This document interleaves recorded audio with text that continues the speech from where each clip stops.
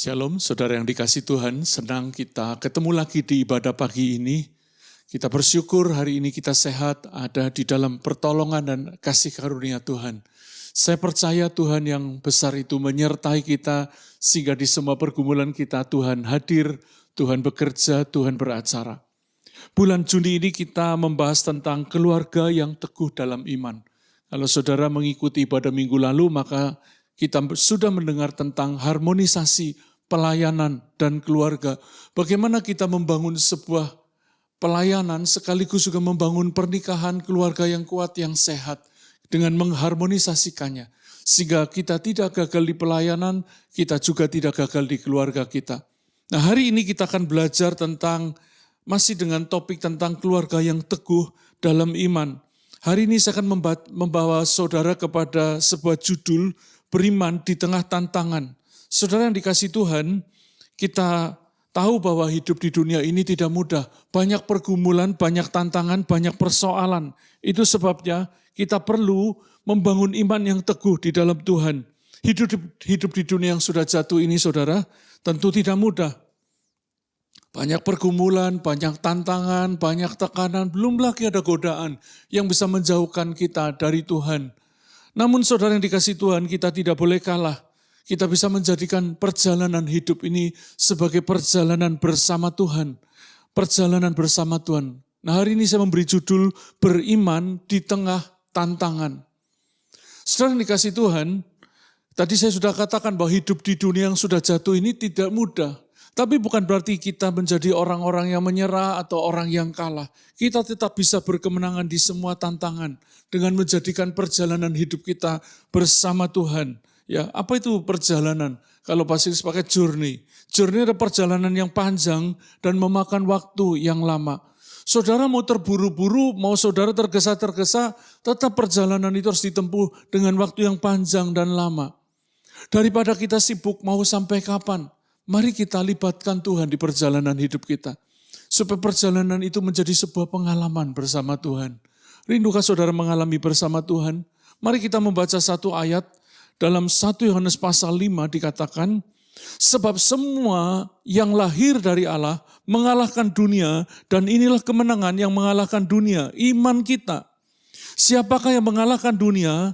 Selain daripada dia yang percaya bahwa Yesus adalah anak Allah. Itu sebabnya tadi saya katakan, mari kita jadikan perjalanan hidup kita sebagai sebuah perjalanan bersama Tuhan. Karena kita beriman kepada Kristus. Alkitab berkata orang yang percaya kepada Kristus, dia akan mengalahkan dunia. Melalui iman kita, kita bisa mengalahkan setiap tantangan, pergumulan. Mungkin saat ini saudara sedang mengalami hidup yang tidak mudah. Tapi kalau kau memiliki iman, ada janji Tuhan, kau akan berkemenangan. Itu sebabnya jangan biarkan hidup mengalir begitu saja tanpa ada Tuhan di dalamnya. Maksud saya adalah tanpa saudara melibatkan Tuhan. Di waktu susahmu, di waktu senangmu, di suka dan di dukamu. Di waktu engkau kuat maupun lemah, mari libatkan Tuhan. Kalau kita membaca di Alkitab, para tokoh-tokoh iman bukan orang yang hebat, kuat terus-menerus. Ada kalanya mereka sangat lemah. Bahkan seperti Elia berkata, lebih baik kau cabut nyawaku saja, aku tidak lebih baik daripada nenek moyangku. Musa berkata, kalau aku mendapat kasih karunia di matamu, lebih baik kau ambil nyawaku. Mereka punya pergumulan sebegitu dalam, tapi di tengah pergumulan yang begitu dalam, di tengah kelemahan mereka melibatkan Tuhan. Saudara, itu tadi saya katakan, mari libatkan Tuhan di perjalanan hidupmu. Nah, hari ini kita akan masuk kepada pentingnya sebuah keluarga dalam pertumbuhan iman. Tadi judulnya beriman di tengah tantangan. Kita bisa menang menghadapi tantangan kalau kita beriman. Dan itu dimulai dari keluarga. Keluarga merupakan tempat pembelajaran iman yang utama bagi setiap anggotanya. Kalau keluarga itu menanamkan iman yang sehat, iman yang benar kepada Kristus, maka anak-anak dan pasangan kita akan bertumbuh di dalam iman yang sehat, di dalam iman yang benar. Seharusnya seseorang lebih banyak belajar tentang keteguhan iman dan ketegaran hidup di keluarganya. Kenapa ada generasi lemah? Kenapa ada generasi yang imannya tidak bertumbuh? Dimulai dari keluarga yang tidak menanamkan nilai-nilai iman. Dimulai dari keluarga yang tidak memberi perhatian kepada anggota-anggotanya. Sehingga mereka tidak tahu bagaimana harus bertindak di waktu saat mereka susah. Atau mereka harus bersikap bagaimana waktu mereka sedang senang, diberkati dengan luar biasa.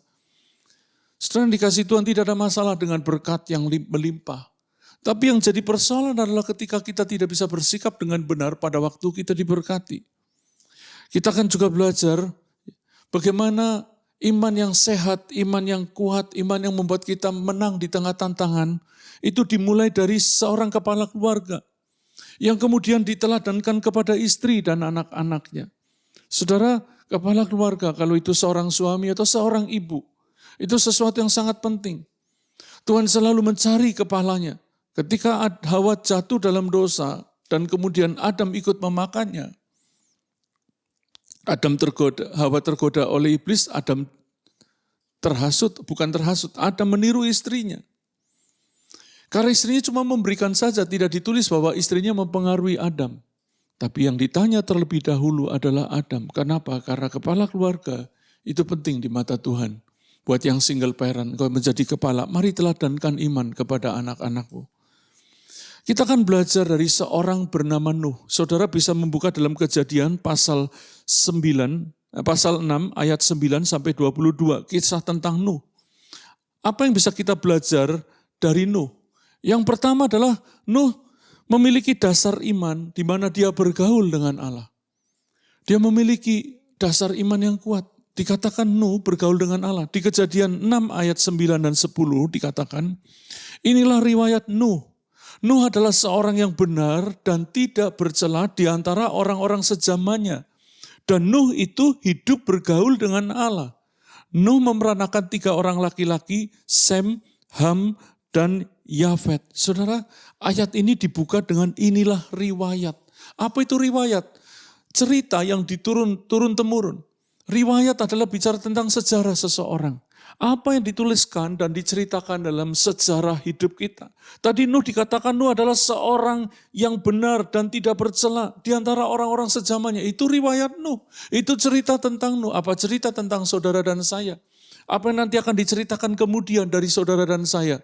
Apakah kita seorang yang benar dan tidak bercela? Atau sebaliknya kita menjadi orang yang tidak beriman? Dan dikatakan tadi Nuh hidup bergaul dengan Allah. Dan hidup bergaul dengan Allah disebut sesudah tidak bercela, sesudah benar dan tidak bercela. Saudara, saya memberi catatan di sini. Banyak orang yang suka memamerkan kehidupan agamanya terlebih dahulu dibanding kehidupan imannya. Tadi memang bergaul dengan Allah disebut terakhir, sesudah benar dan tidak bercela. Tapi justru inilah yang merupakan kekuatan Nuh untuk hidup benar dan tidak bercela karena dia hidup bergaul dengan Allah. Dia beriman. Banyak orang yang hanya memamerkan kehidupan agamawinya tetapi tidak menunjukkan imannya. Orang-orang yang beragama tapi tidak beriman, itulah yang namanya munafik. Mukanya seperti nabi, pikirannya kotor, itu munafik. Mukanya seperti nabi tapi kurang iman. Mukanya seperti nabi, tapi hatinya jahat. Mari kita menjadi orang yang beriman. Saya memberi catatan, orang yang beriman pasti beragama. Orang yang beragama belum tentu dia beriman. Dan Nuh dikatakan memperanakan 3 orang laki-laki, Sem, Ham, dan Yafet. Saya beri catatan di sini, kehidupan kita tidak bisa dipisahkan dari keturunan kita. Itu sebabnya kita perlu melibatkan anggota keluarga kita. Dalam pendidikan iman mereka, kita perlu terlibat penuh. Kita juga melibatkan keluarga kita di pelayanan kita, di kehidupan iman kita. Mereka menjadi tim support buat kita. Masing-masing saling menguatkan. Mari kita merenungkan dari poin-poin tadi tentang Nuh, bagaimana dia orang yang benar dan tidak bercela. Dia bergaul dengan Allah. Dan kemudian dia melahirkan keturunan yang saleh juga. Pikirkan ini, generasi seperti apa yang akan kita lahirkan, besarkan dan tumbuhkan. Jangan sampai ketika kita menikah, kita punya anak, tidak ada tujuan, tidak ada planning, tidak ada maksud, tidak ada sebuah gambaran ideal yang Tuhan berikan. Saudara, kita perlu belajar firman supaya kita menemukan apa maksud Allah dan tujuan Allah dalam pernikahan. Sehingga melalui maksud dan tujuan itu kita bisa memiliki arah dan tujuan ketika kita membangun sebuah keluarga. Nah, saudara, apa yang sedang terjadi di zaman itu? Apa yang terjadi di zaman itu? Kita akan belajar situasi pada zaman saat itu. Dikatakan di ayat 11 dan 12 dari Kejadian 6, adapun bumi itu telah rusak di hadapan Allah dan penuh dengan kekerasan. Penuh dengan kekerasan. Rusak di hadapan Allah. Allah menilik bumi itu dan sungguhlah rusak benar sebab semua manusia, bukan satu dua orang, semua manusia kecuali keluarga Nuh, menjalankan hidup yang rusak di bumi. Bukankah kita sedang hidup di zaman mirip seperti itu? Kita sulit menemukan orang benar, baik di pemerintahan, baik di bisnis, apalagi di pelayanan, semakin sulit. Hari ini banyak orang menjadikan mimbar sebagai panggung pertunjukan, bukan mezbah persembahan. Itu yang saya pernah khotbahkan. Kalau kita melihat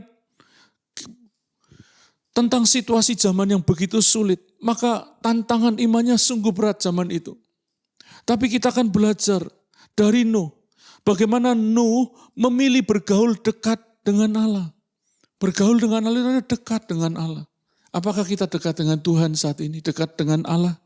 Mari kita seperti Nuh bergaul dengan Allah. Dan faktor yang mendasari dari Nuh, kenapa dia bergaul atau dia dekat dengan Allah, adalah kerinduannya yang kuat. Kita akan melakukan sesuatu dengan kuat kalau kita punya kerinduan yang kuat. Kalau saudara rindu bergaul dengan Allah, maka hidupmu akan lebih dekat dengan Tuhan dibanding dengan godaan, tantangan, tekanan yang sedang menghadapi, yang saudara hadapi. Ada banyak orang kalah dengan tantangan karena dia tidak punya kerinduan dekat dengan Tuhan. Bahkan di waktu terberatnya dia cuma nyalahkan Tuhan aja. Seharusnya pada waktu kita mengalami situasi berat, kita seperti Daud yang berkata, seperti rusa rindu sungaimu, jiwaku rindu engkau. Harusnya seperti itu. Waktu engkau sedang lelah, berat, punya banyak masalah, tantangan, jiwamu haus kepada Tuhan. Rindu dekat dengan Tuhan. Nah, bergaul itu berarti menjalin relasi. Menjalin hubungan. Ada banyak orang hanya sekedar beribadah dan berdoa, tapi tidak bergaul, tidak ada relasi dengan Tuhan. Kita hanya menaikkan doa, pujian, memberikan persembahan, tetapi tidak ada timbal balik dari Tuhan. Kita tidak mengizinkan dia berbicara dengan kita. Itu namanya bukan bergaul. Kalau saudara bergaul ada komunikasi dua arah. Dan bagaimana kita secara praktis bergaul dengan Tuhan? Yaitu dengan merenungkan firman-Nya siang dan malam di semua sisi kehidupan kita. Baik di sekuler maupun di dunia rohani, saudara merenungkan firman. Merenungkan itu tidak identik hanya melamun, hanya membaca Alkitab, tetapi saudara menyelaraskan hidup saudara dengan firman Tuhan. Kita juga bisa membangun relasi melalui doa, pujian, penyembahan dan saat teduh kita. Di mana kita mengizinkan Tuhan berbicara kepada kita. Di mana kita merindukan Tuhan lebih dari apapun. Itu namanya bergaul. Dan juga hal-hal yang bisa membuat kita dekat dengan Tuhan. Kita akan terus belajar. Ada di ayat selanjutnya, maka kita akan menemukan ada keputusan Tuhan yang sekaligus menjadi peringatan bagi kita. Di Kejadian 6 ayat 13 dikatakan, berfirmanlah Allah kepada Nuh, aku telah memutuskan untuk mengakhiri hidup segala makhluk, sebab bumi telah penuh dengan kekerasan oleh mereka. Jadi aku akan memusnahkan mereka bersama-sama dengan bumi. Buatlah bagimu sebuah bahtera dari kayu gofir. Bahtera itu harus kau buat berpetak-petak dan harus kau tutup dengan pakal dari luar dan dari dalam. Tetapi dengan engkau aku akan mengadakan perjanjianku. Dan engkau akan masuk ke dalam bahtera itu. Engkau bersama-sama dengan anak-anak dan istrimu. Dan istri anak-anakmu. Saudara, Tuhan telah memutuskan. Melalui kisah air bah ini kita belajar ada satu hal, bahwa peristiwa air bah itu menjadi pelajaran iman, sekaligus peringatan, sekaligus juga nubuatan. Kenapa saya katakan nubuatan? Karena akhir zaman dinubuatkan, digambarkan seperti zaman Nuh. Bahwa Allah akan menghukum kembali. Di Lukas 17:26-27 kita bisa membaca di sana. Sama seperti terjadi pada zaman Nuh. Demikian pula lah halnya kelak pada hari-hari anak manusia. Saudara yang dikasih Tuhan. Kalau kita membaca kisah Nuh, harusnya kita bukan hanya terhubung dengan apa yang telah terjadi, tapi apa yang Tuhan akan kerjakan nanti. Satu kali langit dan bumi akan lenyap. Alkitab berkata pada hari-hari terakhir akan terjadi masa-masa yang sukar. Orang berfokus kepada dirinya, menjadi hamba uang, tidak peduli agama, tidak hormat kepada orang tua, suka memfitnah, suka berzina, dan lain sebagainya. Dan itu sedang terjadi di saat-saat ini. Bukankah ini menjadi petunjuk zaman sedang menuju kepada akhirnya? Tanda-tanda zaman yang lain, gempa bumi di sana-sini. Bencana alam yang tidak pernah terjadi, selama ini terjadi begitu dengan dahsyat. Kengerian-kengerian yang lain, yang seharusnya mengingatkan kita bahwa zaman akan berakhir pada satu titik. Tapi kita akan belajar dari kisah ini juga. Tuhan telah memutuskan, tapi tadi Tuhan berkata, dengan Nuh dia berkata, aku akan mengadakan perjanjianku dengan engkau, dan engkau akan masuk ke dalam bahtera itu. Nuh tidak akan binasa, Nuh akan terselamatkan, Nuh akan terlindungi dari semua bencana yang mengerikan itu. Saya suka dengan gambar pelangi, saudara. Dan sungguh mengejutkan dalam persiapan-persiapan ini. Kemarin setelah saya mempersiapkan bahan ini, saya melihat pelangi. Saya sungguh tersentuh, kenapa? Kalau di ibadah onsite kami akan ada banyak foto-foto pelangi di situ dimunculkan. Dan ketika saya keluar dari kantor, sore-sore, saya melihat ada pelangi di dekat kantor kami. Wow, saya merasa Tuhan meneguhkan khotbah tentang Nuh ini. Supaya Tuhan juga mengadakan perjanjian. Pelangi itu adalah tanda perjanjian Allah dengan Nuh. Dengan manusia di bumi. Bahwa dia tidak akan lagi menghukum bumi dengan air bah seperti pada zaman Nuh.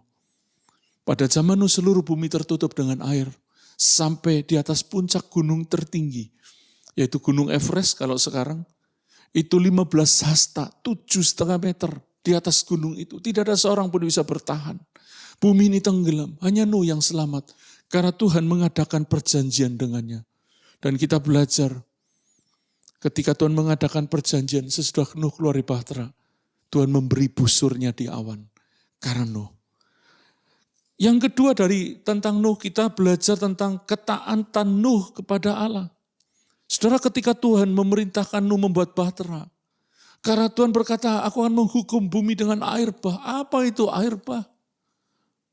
Dan Tuhan berkata, aku akan menurunkan hujan, membuka samudera-samudera raya. Bagaimana bisa ada air bah, ada banjir? Sampai pada hari itu tidak tercatat ada setetes hujan pun turun dari bumi. Hujan belum pernah ada di zaman Nuh, sampai zaman Nuh. Kenapa? Pengairan di bumi itu dengan air yang kabut yang naik dari bumi. Membasahi. Itu sistem pengairan surgawi zaman itu. Dan Tuhan berkata akan menurunkan hujan. Apa hujan? Nuh tidak pernah lihat. Hujan itu air turun dari langit banyak-banyak. Air dari langit bagaimana? Nuh tidak banyak bertanya. Disuruh bikin bahtera. Ya oke, dia bikin bahtera saja. Sekalipun saat itu hujan belum pernah ada. Nah, Tuhan baru menurunkan hujan setelah bahtera Nuh selesai. Dan dia kemudian membuat musim. Di Kejadian 8 ayat 22 Tuhan membuat 4 musim. Panas, dingin, kemarau, menabur, menuai, kemarau, hujan, dan 1 musim lagi. Saudara, Tuhan baru membuat hujan setelah Nuh membuat bahtera. Dan Nuh disuruh bikin bahtera karena Tuhan berkata, aku akan membanjiri bumi ini. Dengan air bah, dengan hujan, dengan mata air yang terbuka. Nuh bingung, apa itu hujan? Tapi di tengah ketidakmengertian Nuh memilih taat dan beriman kepada Tuhan. Dari kisah ini, Nuh mengajarkan bahwa iman adalah kata kerja, sesuatu yang aktif dan ditujukan melalui tindakan yang nyata, yang bernama ketaatan. Hari ini saudara, banyak orang suka bertanya, minta bukti duluan, dan setelah dapat bukti belum tentu juga percaya. Iman itu percaya sekalipun belum melihat. Mari kita beriman kepada Tuhan. Kita belajar dari Nuh, hasil dari iman dan ketaatannya. Nuh diingat dan dikenan oleh Allah. Dalam Kejadian pasal 8 kita menemukan. Maka Allah mengingat Nuh dan segala binatang liar dan segala ternak yang bersama-sama dengan dia dalam bahtera itu. Dan Allah membuat angin menghembus melalui bumi sehingga air itu turun. Di ayat 20 dari Kejadian 8, lalu Nuh mendirikan mezbah bagi Tuhan Dari segala binatang yang tidak haram dan dari segala burung yang tidak haram diambilnya beberapa ekor. Lalu ia mempersembahkan korban bakaran di atas mezbah itu. Ketika Tuhan mencium persembahan yang harum itu, berfirmanlah Tuhan dalam hatinya, aku tak akan mengutuk bumi ini lagi karena manusia, sekalipun yang ditimbulkan hatinya adalah jahat dari sejak kecilnya, dan aku tak akan membinasakan lagi segala yang hidup seperti yang telah kulakukan. Saudara, ketika Nuh membangun hidup yang berkenan, dikatakan bahwa Nuh diingat. Nuh dikenan oleh Allah. Apakah kita menjadi orang-orang yang diingat oleh Tuhan dan dikenan oleh Allah? Orang-orang yang diingat oleh Tuhan seperti Nuh. Waktu dia mau menghukum, Tuhan ngomong dulu ke Nuh. Waktu dia mau menghukum Sodom dan Gomora, Tuhan tahu ada keponakannya Abraham di sana. Tuhan ngomong dulu kepada Abraham, takut melukai orang yang dikasihnya ini. Karena ada ponakannya di sana, kalau keponakannya mati binasa, Nuh bisa marah, Nuh bisa sedih, dan Tuhan tidak mau hambanya ini sedih. Saudara, kalau engkau diingat dan dikenan oleh Allah, maka ada pemeliharaan yang ajaib, ada pertolongan yang ajaib. Tadi dikatakan, Tuhan berkenan atas tindakan iman Nuh yang membangun mezbah sekeluarnya dari bahtera. Apa yang dilakukan Nuh? Membangun mezbah menjadi sesuatu yang harum di hadapan Tuhan. Dikatakan ketika Tuhan mencium persembahan yang harum itu, persembahan Nuh berbau harum. Sungguh luar biasa tentang mezbah Nuh. Ini merupakan mezbah yang tercatat pertama kali di Alkitab. Waktu Kain dan Habel mempersembahkan korban masing-masing dengan ternaknya, satunya dengan hasil buminya. Tidak ditulis ada mezbah. Karena memang belum ada aturan tentang mezbah sampai zaman Nuh. Tapi Nuh bisa membangun mezbah.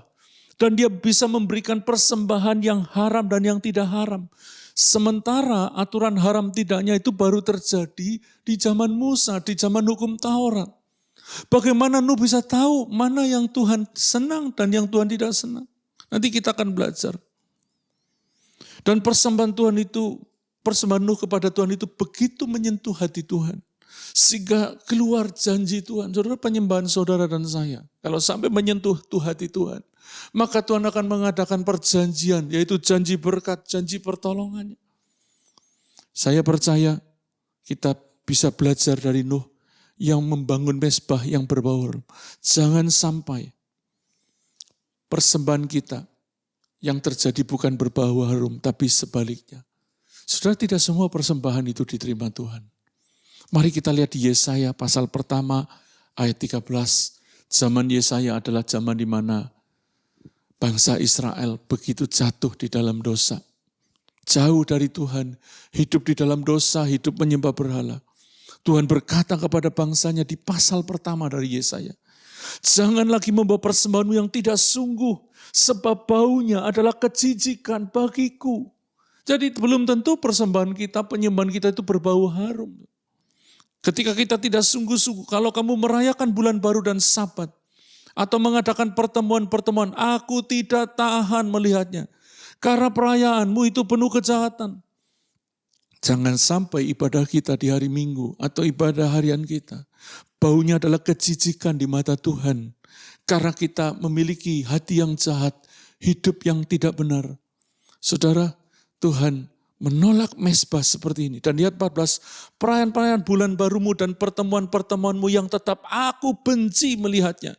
Semuanya itu jadi beban bagiku. Aku telah payah menanggungnya. Saudara, jangan berpikir mezbah kita yang kita bangun setiap minggu, di setiap hari di ibadah kita, akan menyenangkan Tuhan. Karena tadi dikatakan, aku telah lelah, aku telah payah menanggungnya. Kita berpikir, kita nyanyi, kita berdoa, kita kasih persembahan kepada Tuhan kalau hari Minggu. Tuhan senang, belum tentu. Lihat 15 dikatakan, apabila kamu menadahkan tanganmu untuk berdoa, aku akan memalingkan mukaku. Bahkan sekalipun kamu berkali-kali berdoa, aku tidak akan mendengarkannya sebab tanganmu penuh dengan darah. Saudara, mungkin kau tidak membunuh, tapi engkau memfitnah. Engkau mungkin tidak membunuh, tapi engkau mengata-ngata yang jahat kepada saudaramu. Engkau mengutuki temanmu. Alkitab berkata tanganmu penuh dengan darah dan Tuhan sekali-kali tidak akan mendengar. Karena dia udah memalingkan muka, gak mau lihat, dicuekin sama Tuhan.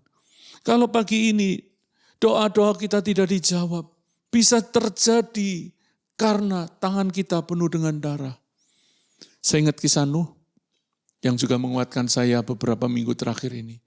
Nuh dipulihkan 2 kali lipat setelah dia berdoa untuk sahabat-sahabatnya. Kenapa? Yang pertama, sahabatnya memang jahat.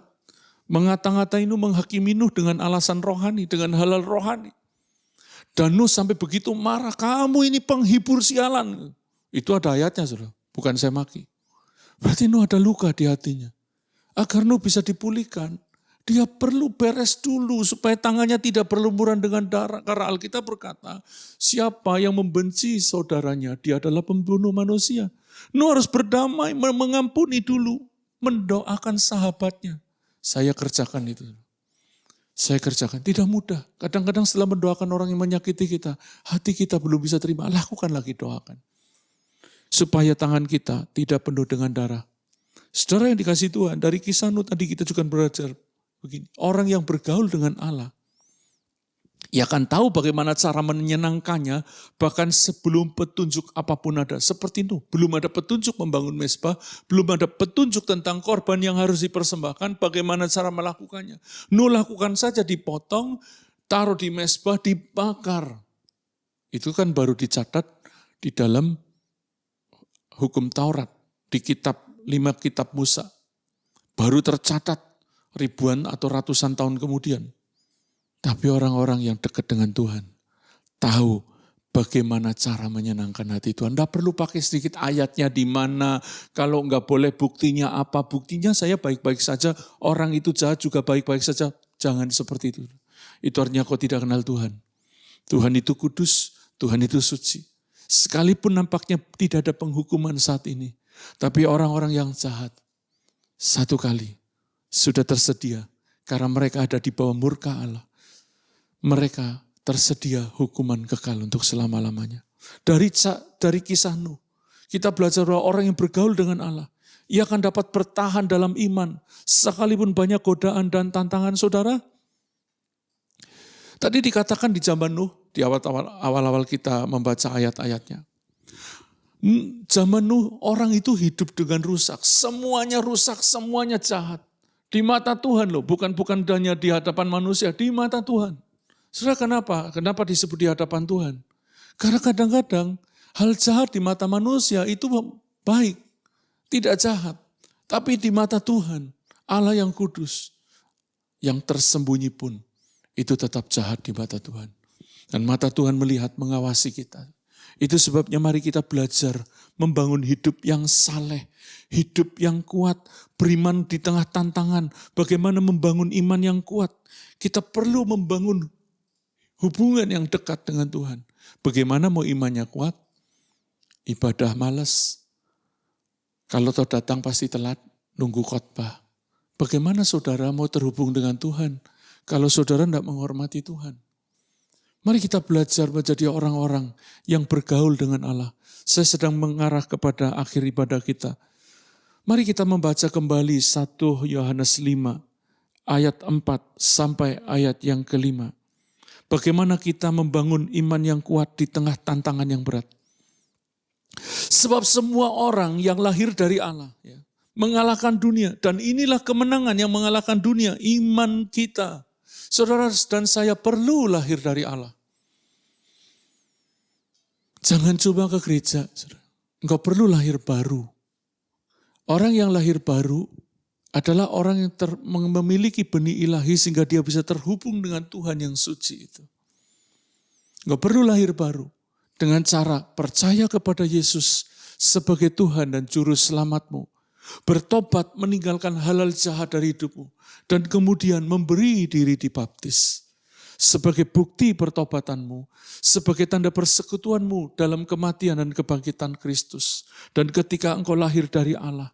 Karena engkau beriman, engkau bisa mengalahkan dunia. Di ayat 5 tadi dikatakan, siapakah yang mengalahkan dunia selain daripada dia yang percaya bahwa Yesus adalah anak Allah. Yang bisa mengalahkan dunia adalah orang-orang yang percaya kepada Yesus. Bahwa Yesus adalah Tuhan dan Juru Selamat. Anak Allah itu bukan Allah beranak.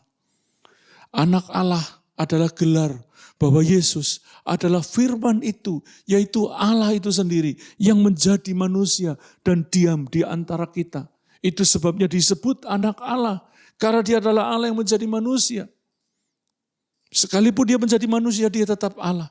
Kata anak Allah selalu ditulis dalam huruf besar. Semua, baik anaknya, baik Allahnya. Kenapa? Karena itu menunjuk kepada pribadi Maha Agung. Engkau perlu percaya Yesus adalah anak Allah. Tuhan yang menjadikan langit dan bumi. Firman yang menjadi manusia. Itulah Yesus. Saudara yang dikasihi Tuhan, kita perlu beriman di tengah tantangan dengan percaya sepenuh kepada Yesus dan firman-Nya. Amin. Tuhan memberkati. Saya sudah selesai sampai hari ini, sampai saat ini. Tapi saya percaya Roh Kudus akan menerangi kita. Bahwa kita perlu lahir dari Allah. Kita perlu percaya bahwa Yesus adalah anak Allah. Sehingga kita bisa beriman di tengah tantangan. Kita tetap teguh di dalam Tuhan dan firman-Nya. Kita tidak goyah, kita tidak tinggalkan Tuhan. Mari kita berdoa. Kami bersyukur Tuhan, karena Engkau mengadakan perjanjian dengan orang-orang yang setia kepadamu. Hari ini kami belajar bagaimana Nuh bergaul dengan Allah.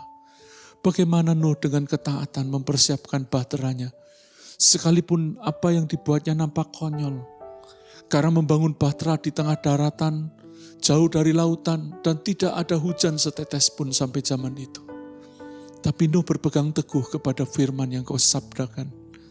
Kami belajar untuk beriman seperti Nuh. Percaya sekalipun kadang-kala kami merasa malu dengan apa yang kami yakini di dalam Engkau. Namun kami mau belajar untuk tetap setia. Dan kami belajar bagaimana hasil dari iman dan ketaatan Nuh. Dia diingat dan dikenan oleh Allah. Kami mau berkenan di mata Tuhan dengan hidup beriman dan taat kepadamu. Tolong kami Tuhan, tolong kami. Di akhir ibadah ini Tuhan, hamba berdoa untuk orang-orang yang sedang membutuhkan kekuatan baru, membutuhkan pertolongan Tuhan, untuk mujizat, untuk jalan keluar. Kami tetap percaya Tuhan yang mengadakan perjanjian dengan kami bisa membuat pembedaan seperti kepada Nuh dan keluarganya. Di tengah musibah, Nuh terpelihara. Di tengah krisis, kami tetap eksis. Krisis menjadi Kristus tetap eksis bersama kami.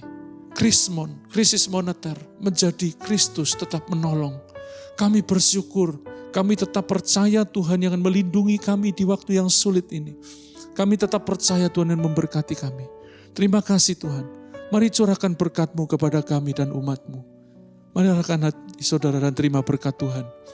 Tuhan memberkati engkau dan melindungi engkau. Sehingga tidak ada mara bahaya, tidak ada kerugian yang tidak perlu terjadi atas hidupmu. Tidak ada serangan, tidak ada kutukan apapun yang diarahkan kepada saudara dan itu mempan. Kiranya Tuhan menyinari saudara dengan wajah-Nya dan memberinya kasih karunia. Saudara, ketika Tuhan menghadapkan wajah-Nya kepada saudara, akan menemukan jalan. Dan kiranya Tuhan menghadapkan wajah-Nya kepadamu dan memberi kau damai sejahtera. Di dalam nama Tuhan Yesus Kristus, setiap yang percaya katakan amin. Tuhan memberkati.